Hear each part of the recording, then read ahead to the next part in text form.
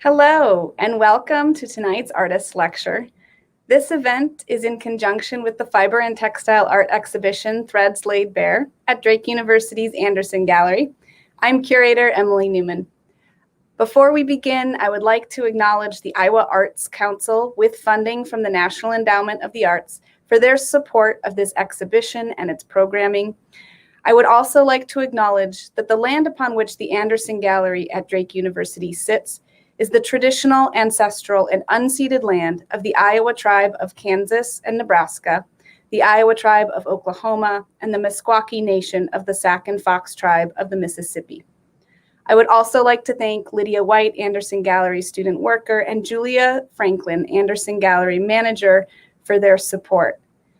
Thanks to Jiseon for her commitment to this exhibition and generosity of time, and thank you, our virtual viewers, for joining this event tonight. Your questions will be answered following the lecture, so please be sure to leave them in the comment section of the live stream. Jiseon Lee Isbara is an artist and educator who serves as provost at Otis College of Art and Design in Los Angeles, California. She exhibits nationally and engages with viewers through lectures and discussions, and collaborates and contributes to the community by serving as various roles for regional and national art and education organizations. Jiseon earned her MFA in fibers, one from Colorado State University, and one from Ewha Women's University, Seoul, South Korea. We are so glad to have you here virtually, Jiseon. Welcome. Thank you, Emily, for the introduction and invitation to share my work with such an amazing group of artists. And thank you all for joining my talk today. So I'm going to start my presentation from here. And the recent body of work, my lecture is titled as Displaced, because that's general kind of idea of how I feel as an artist and an individual. But my recent body of the work is about my thoughts on immigration, race, and nationalism. I'm a female Asian immigrant, and I feel that it is the label that I got when I came to US. Before I came here, I wasn't really aware of color of my skin or my belonging in the community or country as a whole. In the Far East Asian tradition, civilian or military officers wore an embroidered roundel or square to show their rank and identity. And that's the form that I used for this work. Interestingly enough, when I made this work, my little daughter, Ella, asked me why I am making the work that makes me feel bad. So somehow this label was, she understood that what this label means, negativity that it comes up with. And she was only 7. I was always aware of my family's feeling of displacement. They were refugees from North Korea during the Korean War. In the height of the war, they came to South without knowing that they would be never able to go back to their hometown. They left everything behind except the clothing they had on their body. But my grandmother managed to bring this piece, the only piece, a spoon case she made for my father's first birthday. Back then, it was super important to have a son and considered as a woman's duty. She only had one son, and she made this piece for my father for his first birthday. You can imagine, how my 3 aunts feel about this piece. Anyhow, my family from both sides are from North. They always reminiscent about their home and feel displaced throughout their life. Even if they speak same language and culture they adapted in South, it's not that different. When I came to US voluntarily to study abroad, which was very different circumstance and decision, I brought this piece with me without telling anyone. This piece was a painful reminder for their loss, and to me, it was a reminder of home. The fact that I was a girl and woman always bothered me. I'm actually unaware of missed opportunities I may not have gained, but aware of hidden, unsaid prejudices. My parents have two daughters, me and my younger sister. And it was, again, relatively unfortunate thing back then not to have a son to carry family's name. I have many friends who has several siblings because their parents tried to have a son. My family was pretty, progressive, but my father still says until now that I'm like his son, who should be responsible to take care of my sister and family. So while I'm so proud of his confidence in me, I do resent that. My gender has to change to assume these responsibilities. Being a professional woman with a full-time job, practicing art, and raising children has always been challenging to me. I negotiate my time, energy, and guilt between my career and my responsibility as mom. I constantly split my time and attention to do everything I expected to do. At the same time, I've been also struggling with language barrier I face every day. My head is jumbled with three languages: English, Korean, and Turkish, my husband's native language, that are thrown around in my professional and personal lives. I do manage many tasks and stuff my feelings of frustration and overwhelmingness. As I progress as an academic and artist, the language becomes even more critical. The expectation that I have for myself, and therefore I feel others have for me, is high. I constantly edit my speech and writing in my head while constantly being incorrect. Then I also see other people who work with me constantly doodling and editing their writing as it is usually their favorite obsession as an academic. Wordsmithing and doodling, I guess, as an artist and faculty member of the college.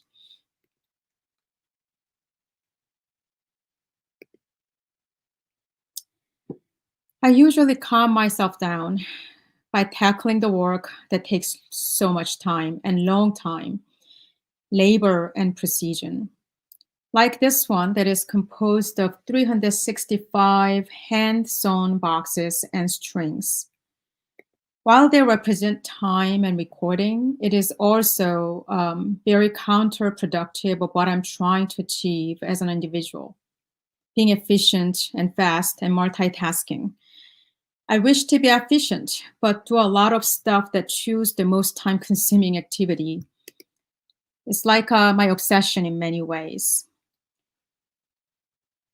I've been always trying not to speak about me as an immigrant in my work. For a long time, I felt so reluctant. I felt like another trite work that was made by a person of color and immigrant.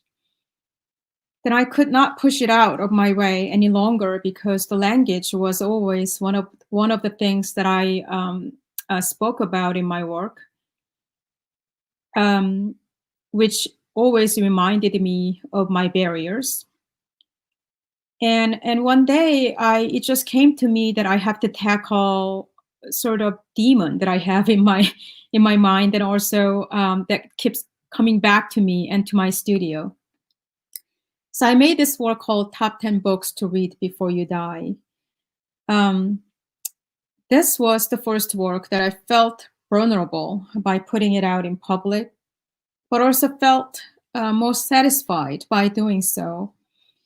I Googled the phrase top 10 books I read before you die and started the most frequently mentioned books from Amazon, buying them one by one.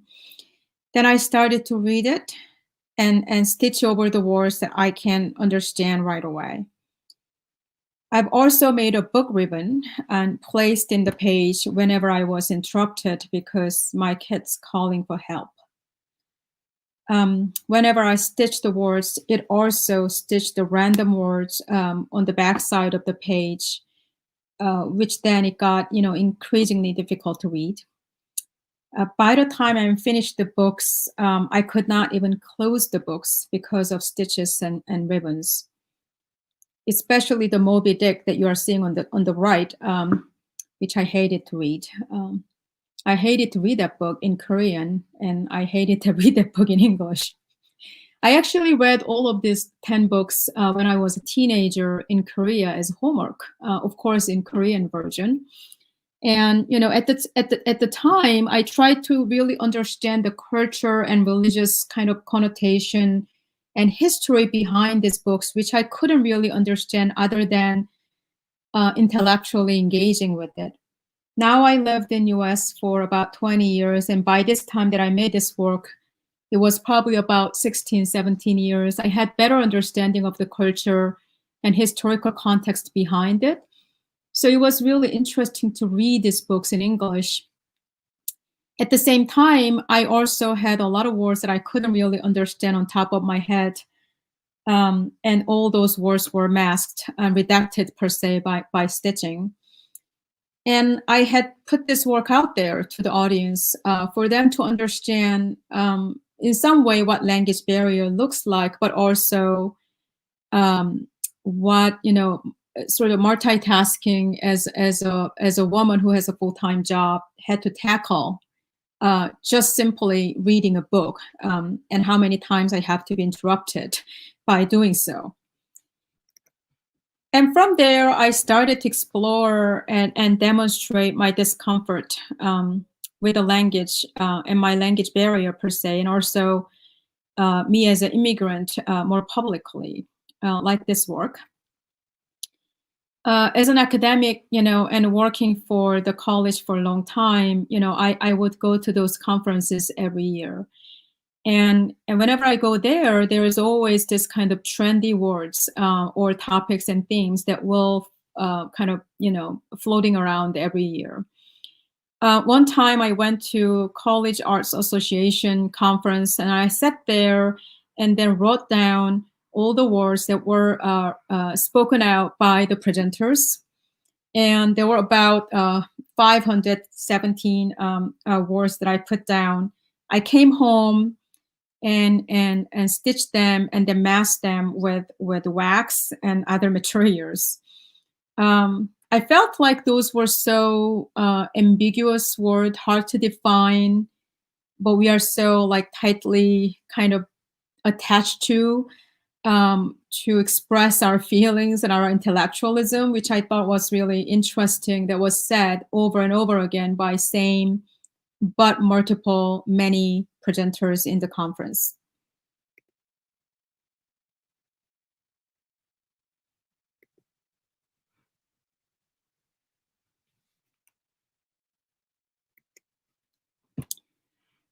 The discomfort that I feel with the language is somewhat similar with the discomfort that I felt when I lived in North Carolina. I lived there in 2001 to 2003, I believe, just a couple of years. I moved there. That was my first job at East Carolina University in North Carolina as an assistant professor in textile design program there. Before I moved there, my advisor in Colorado State University asked me very diplomatically that if I know anything about North Carolina. And of course I didn't. And I asked him why. I don't know anything. And he said, it's very American there. And I didn't even know what that mean. I thought Colorado was very American, in my opinion. But I went there in East Carolina University in Greenville, North Carolina, which is about 2 hours east of Raleigh by car. It's a small college town. I was probably one of very few Asian people who lived in that town. So whenever I go to public places, I oddly felt really uncomfortable. Everyone was very nice to me. There was nothing bad happened to me. I just felt really uncomfortable. Then I went to this fancy restaurant in town, and they really had one fancy restaurant in that tiny college town. And I realized why I was feeling uncomfortable, because as soon as I stepped into the restaurant and waited for the host to seat me, almost everyone in the restaurant turned their heads and stared at me. Probably just a few seconds, but with no smile, just staring, and went back to their conversation, which felt like really long time to me. And then I realized I was the odd one out. I will always stand out there, can't really be part of the community. Um, Super uncomfortable feeling. Despite that, I didn't have any bad experience in terms of my engagement with people. Then years later, in 2018, actually, that was almost 15 years later, I had that same conversation with my husband, because it's 2018. There were a lot of conversation about race and immigration and nationalism going on. And my husband is from Turkey. So, although he's not religious or anything, and he lived in US really for a long time, after all, he was considered as Muslim, but probably passed as, Italian or Spanish kind of person. So when I mentioned this experience to him, and I said, I always feel really uncomfortable in public spaces, even in Portland, which I lived for a long time, but also a very white city. He said he was really surprised to hear that. And he asked me why I would feel that way. And then I kind of jokingly asked him, like, you as a Muslim, Turkish, actually asking me why I'm feeling that way. So I realized in that moment, it's really about how I look and what I pass as. And that stick with me really long time, and made this piece with foundation stained thread and googly eyes. Ever since I came to US, I've been hearing about how bad our immigration policy is, how inadequate our immigration policy to screen bad, unqualified people. The truth is that, I filed so many forms to INS, spent thousands of dollars, and waited many years to get tested and interviewed for my citizenship. And that was even after I had to get a full health sort of screening to make sure that I'm a healthy person to come into US. The fact is that there are 96 forms listed in the Homeland Security, and applicants would fill out many of these 96 forms to just apply for the citizenship. So sometimes I wonder how inadequate our policy is and process is, how many more forms and how many more money one has to pay, and how many more years one has to wait. When I finally got my citizenship and participated in swearing ceremony, I was given a tiny U.S. flag by INS agents. I'm really not a flag waving kind of person, but I took the flag, because it was given by INS agent. And I was waiting there to participate in the ceremony. There were, really a lot of people who were so excited to be a citizen now in the country that they waited for a long time. And honestly, probably I was the only Asian person, and majority of them were Latinx immigrants who are so happy to get their citizenship and really waving their tiny flag so enthusiastically. Then I keep hearing, recently, especially recently, I'm going to say, all kinds of disconcerting characterization about Latinx immigrants. And, all kinds of reasoning about screening, not accepting their joining the country whenever I hear those news and argument and debate about it, I also, in my memory, that scene, that those people who were so happy in the ceremony always comes back to my mind, and those flag in their hands. And I'm thinking, if they still feel that they are welcomed in this country, they would, are they still happy? Do they still feel that their welcome flag is so ceremonial and colorful in their hand? This welcome flag was burnt and also placed on the floor.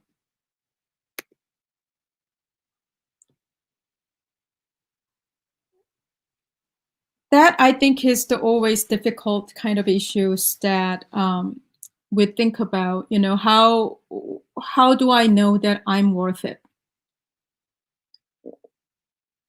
And I talked about this with my friends when this immigration policy was so invasive in our discussion in the country, and also discussions about refugee, especially from Syria a couple of years ago.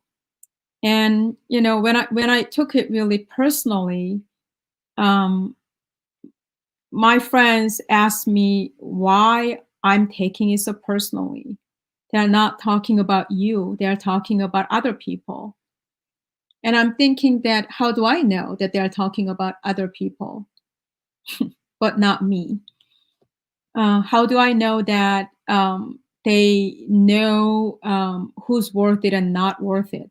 Are people here actually ask themselves if they're worth it to be here as a citizen? Or is it just for those immigrants who came to the country just now? So, I think about all those stuff in relationship to my family history as well.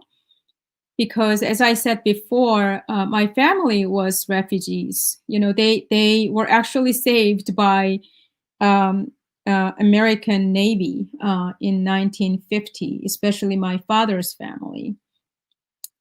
They lived in Hamhung in South Korea, and there were about 100,000 people kind of surrounded by North Korean and Chinese military.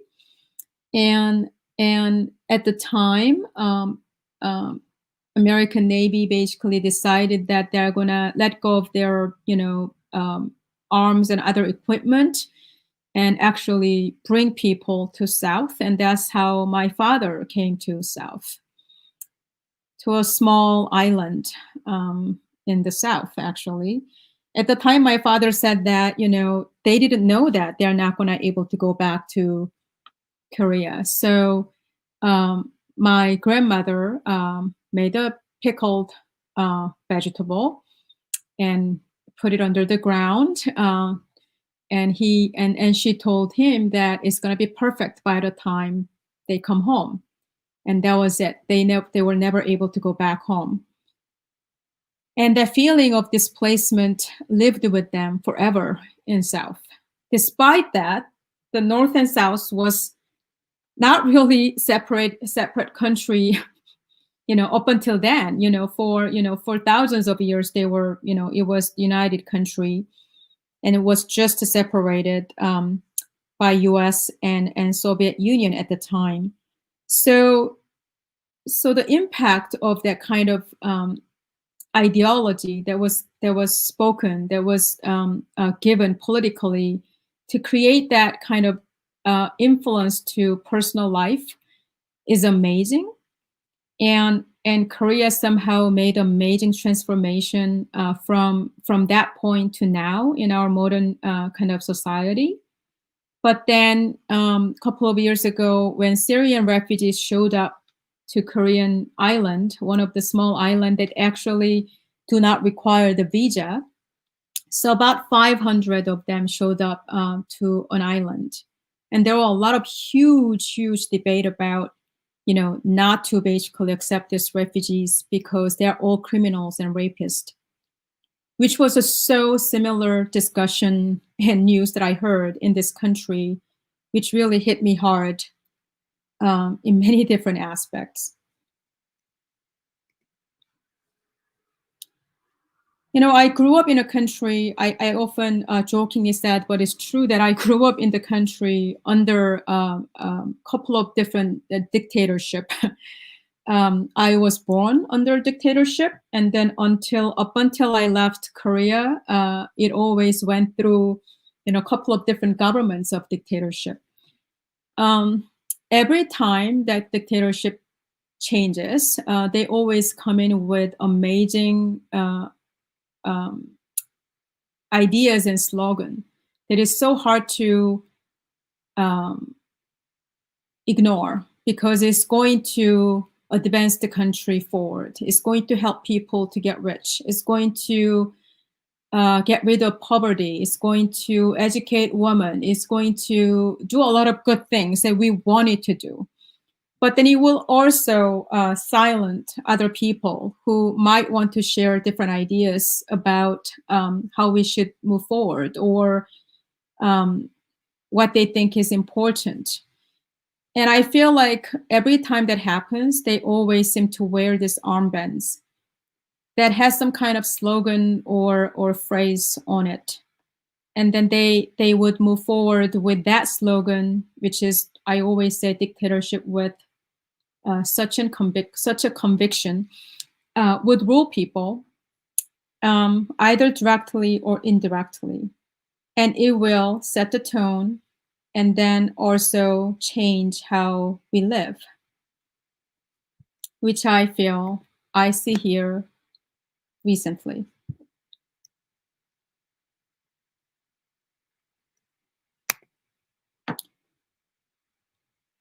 I have two daughters. They are biracial and multicultural, half Korean and half Turkish, living in US, in the city of Portland. A lot of things happens because of it. When I had my first child, my husband and I went to Costco to do our weekly shopping. I was a few steps away from my husband, who was holding my first daughter. This really nice lady came to my husband and said the good things about my daughter's look and how beautiful she is. And then she asked my husband if he adopted her from China. Upon listening that, I stepped forward and got closer to my husband, just to indicate that I'm here, look at me. But that didn't do anything.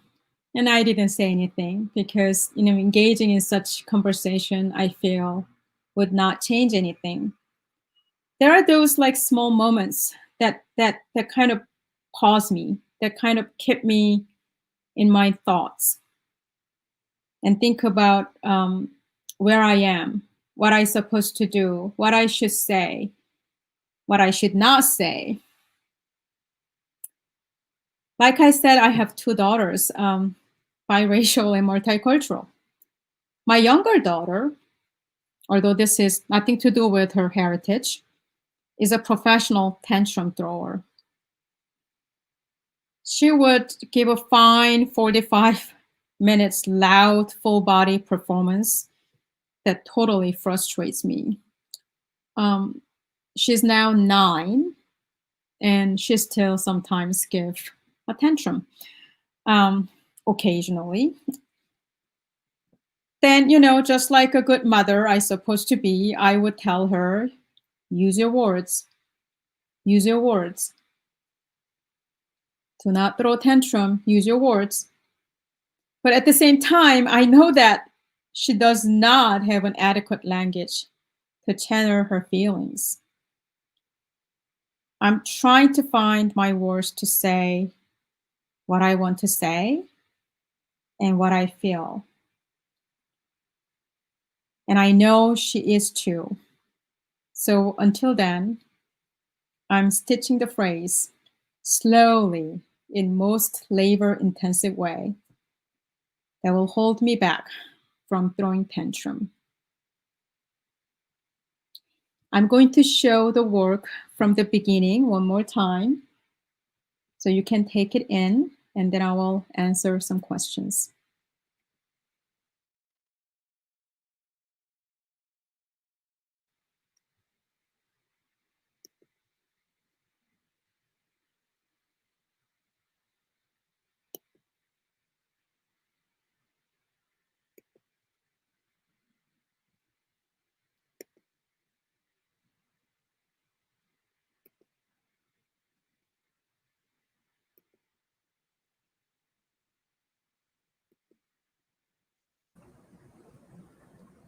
Jiseon, did you say you were going to be showing the work again? Yes, do you see it? No, we don't see your I'm see your sorry, screen. hold on. That's okay.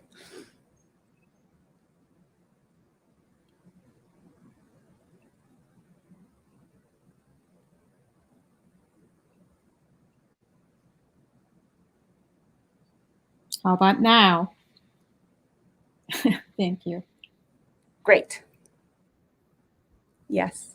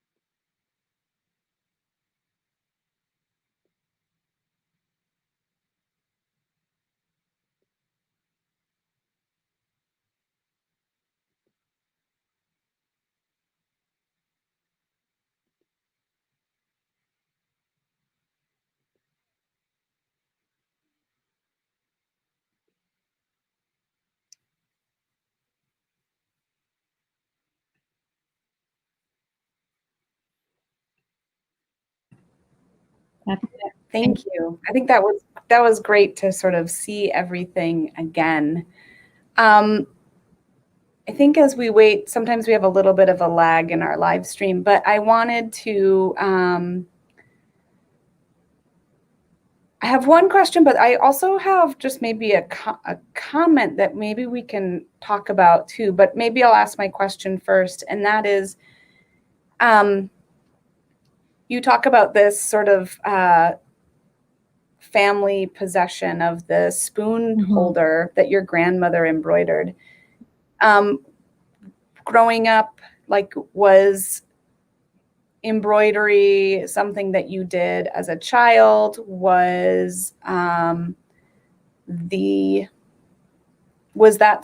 textiles a part of your life, sort of in domestic ways or in artistic I'm going to say for ways? sure. I lived with my grandparents, both grandparents actually, one with me, one next door, which is relatively traditional way of living when I was young. And my grandmother was really great in textile work. She pretty much made everything at home. Amazingly skillful in creating from clothing to any kind of domestic object that she made. But she did it not necessarily as an artistic expression. She did it as she did it to save money. It was to be frugal. So, Yeah. while I was really amazed to be around it, my parents really resented it because by the time that I was born and my parents were both professional and they were fine. They could actually afford buy things, but my grandmother would not allow it. So she would she would take a long time to make everything. So my parents really resented her activity, while I really was mesmerized by it. And then I somehow, I think, took that in, that aesthetic and also work ethic in some way. Yeah. Yeah. So then my other sort of, I don't know if I have a question in here, but it was a comment in that in kind of all of your work, you're very critical of systems that are in place, systems that are about norms and about status quo, everything from within academia and like using contrived language that can both be meaningful but also completely empty at the same time in some, depending upon its use, or certainly critical of the INS. And what I'm finding too is just looking at your use of the grid and how when you use the grid as a structure, in some ways you start to dismantle it, either through like dipping those papers in wax. It sort of adds this kind of like a little bit of subversion maybe, or a little bit of like, nah, I'm not going to really like be a part of that. Or I'm sort of going to kind of push a little bit against this system. And I don't know if I have a question in that comment. I just sort of wondered if you think about systems and you think about those structures quite often, and sort of, it seems like you do. I do. It's my everyday dinner time discussion and conversation with my husband and our family, basically. We criticize and make joke and be sarcastic about things. But at the same time, I also respect the system that we live by. So I'm quietly critical. I'm not necessarily an activist or anything. Right. I definitely have a lot of questions about it. I point out a lot of things that doesn't make sense to me. And I'm thinking about why they are that way.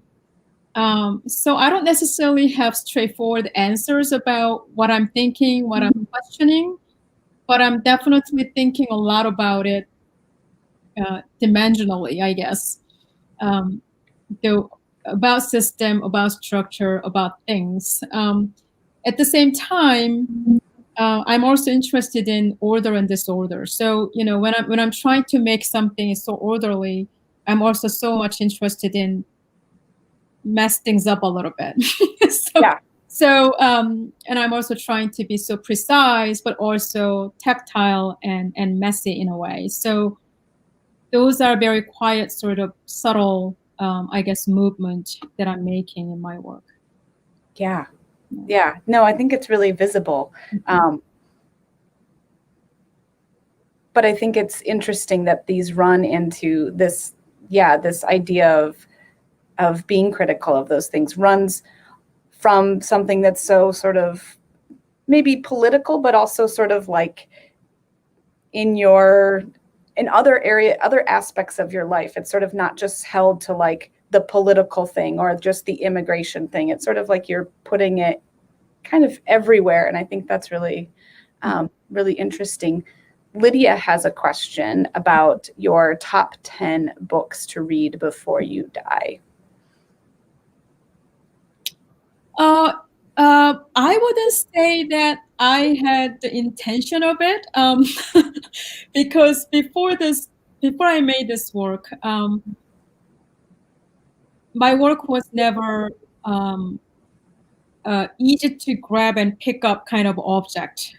It was either installed in such a static way or on the wall that people would respect it in a way that they see the, static artwork in the white box kind of situation, until I did this installation, actually. So just like with that kind of thinking in my mind, I put them on the sort of like a table-like situation. And then as soon as people came into that installation, they started to pick it up and they just kind of page through it. And I realized that, that people see much less barrier or their intimate relationship with the book, I think allow them to do so, which was really interesting for me to see. So when first person came in and did that, I was like, oh my God, Yeah. to my work. And then after 5 person, I think people, I got relaxed and I kind of enjoyed to see that happening. The words were completely stitched over so that they couldn't really see it, but some words were they were able to see. So one of the questions that I got from the viewers is that one of the, there are some other words on the page, and they said those words were really difficult words for someone who speaks English as a second language, whereas the words that I stitched over is relatively easy.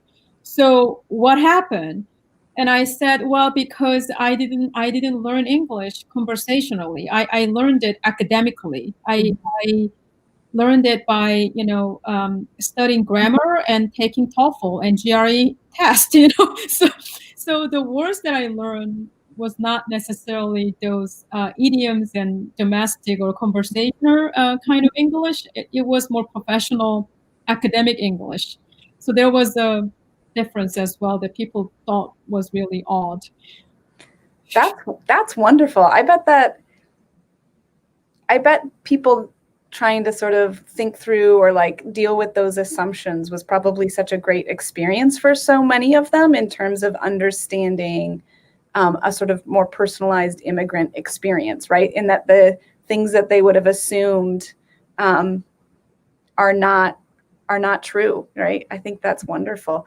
I was thinking too, that piece especially, I know it doesn't, this is just sort of, I'm not religious, but it has a sort of ritualistic feeling to it, similar to like how you might see a religious text being laid out, and they tend to have all those page sort of placeholders. And so there's a strange association for me with that. So, and maybe that's again, because these are sort of heralded as the top 10 books, as sort of there's some sort of authority there that these are the things you should read.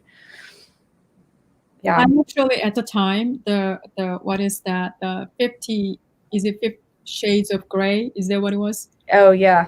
Yeah, that series was very popular at the time. So, by searching that phrase, top 10 books to read before you die, I thought those popular books would come up. But then what happened was that all this classical literature came up. Mm-hmm. So I thought there was like a gap between, kind of common public, popular understanding of popular books and understanding of what we should actually read before you die, which I thought was really interesting too. Right. And then the title even kind of goes with like listicles, right, that are on like BuzzFeed and those sorts of sites where it's like feels more of like that popular culture. We have a couple other questions. Mm-hmm.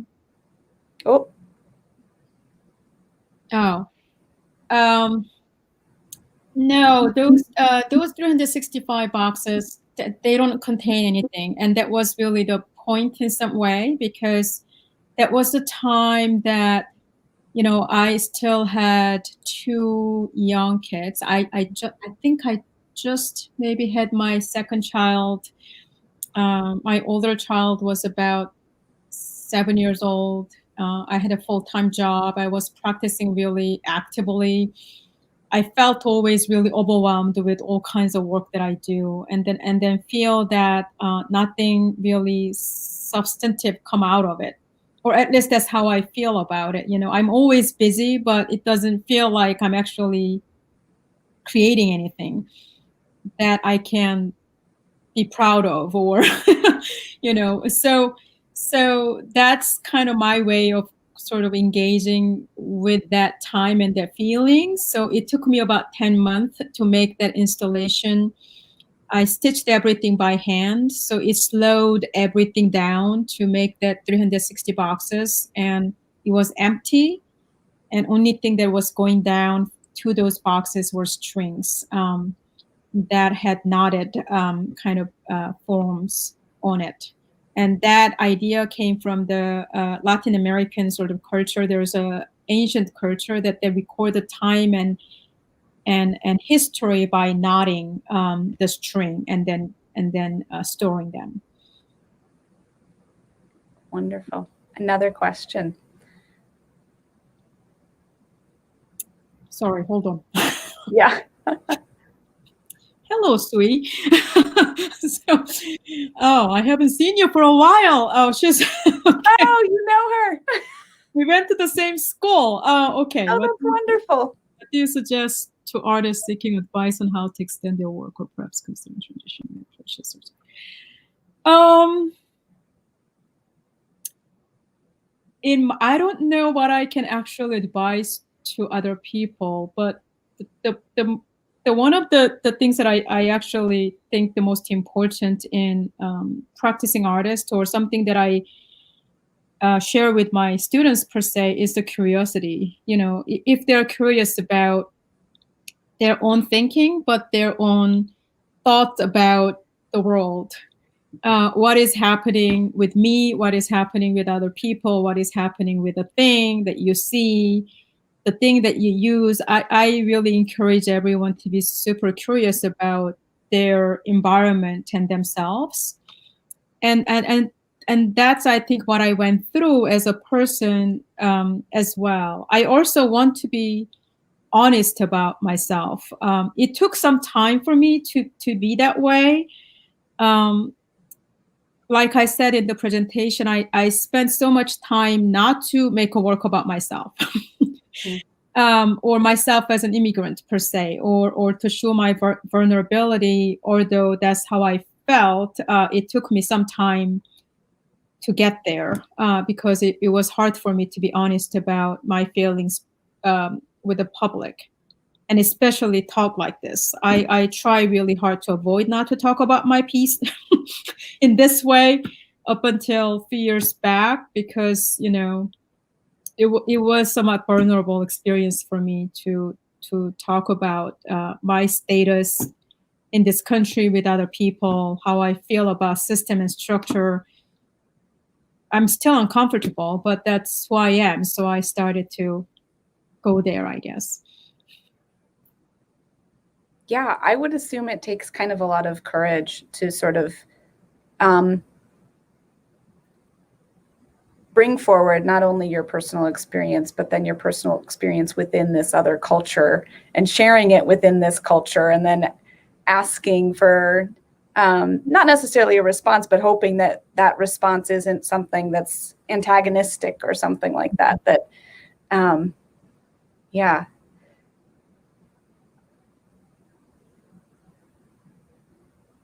Oh. Sui wanted to also know about your next work. My next work that I just started is of the work of Stair that I made. So it is still a little bit about race, or how race influence sort of our discussion, which I think is a huge discussion that we are having nationally. So I started to make the new work there. But because I just started the kind of new work at Otis College of Art and Design, which is definitely taking a lot of my attention to it. So it's going to be slow transition to create a next body of work, I think, quite honestly. Yeah, administrative positions don't really give much time for research, I feel like, but it's definitely increasingly getting hard. Yeah, I imagine. Would you just talk a little bit about your planning processes? Like, do you use a sketchbook? Do you write, like, journal? Do you, or do you just sort of use your hands and start stitching as a way of sort of working through your ideas? I do not draw. Well, I do. I shouldn't say I do not. I do not draw in a way that those very capable, you know, drawing artists or sketch artists would do. I do not. I just do kind of doodle my idea on the notebook or something. I make a lot of physical samples. Actually, I try out my idea physically. Mm-hmm. and then evolve from there. I don't usually plan out my work necessarily. I kind of spontaneously start doing something, and then it becomes this huge repetitive project because I like making everything multiple. So that's kind of what happens, which is very different from my other self. As a faculty and administrator, I actually love to plan everything out. How I'm going to discuss something, what we're going to discuss, how things supposed to be laid out. I actually like plan to death and try to organize as much as possible but in my studio, I just start kind of making it and go from there. Yeah, wonderful. I like that there's a sort of a contrast there. I think that they probably help. Yeah. Those two differences probably actually help one another, maybe. All right. If there are no other questions, I think we can be done unless you want to share anything else. No, how are you dealing with schooling? Maybe this is like I just want to sort of end on a sort of like, how are you doing now? Conversation. Not really. As a mom with kids, it's hard. Not really great. I think I kind of gave up on it now. I'm waiting. I kind of consider this 1 year for my daughter not to learn anything, but just play, I guess. She definitely ran out of all the Netflix shows that she can watch, I think. And that's all I'm doing with her. It's hard to be a practicing artist and working woman, being home and working, with your family at home 24/7. I think we are, kind of put to the test. It's so unsustainable, but we are put to the test. Right. And the feeling of guilt will never go away. I think that's kind of how I feel right now in terms of being a mom, I guess. Yeah. Well, let's hope the compassion that others feel towards families can continue, and that our children will also have compassion for us when we're old and they are perfectly lovely adults, but maybe disgruntled that their year was spent in quarantine. I hope so, and I truly feel that this is a time that everyone can be more forgiving about each other. Yeah, I agree. Jiseon, thank you so much for sharing your work with us this evening and your time and revealing more about your experiences. I really, really appreciate it. Thank you so much. All right. Have a good evening. You too.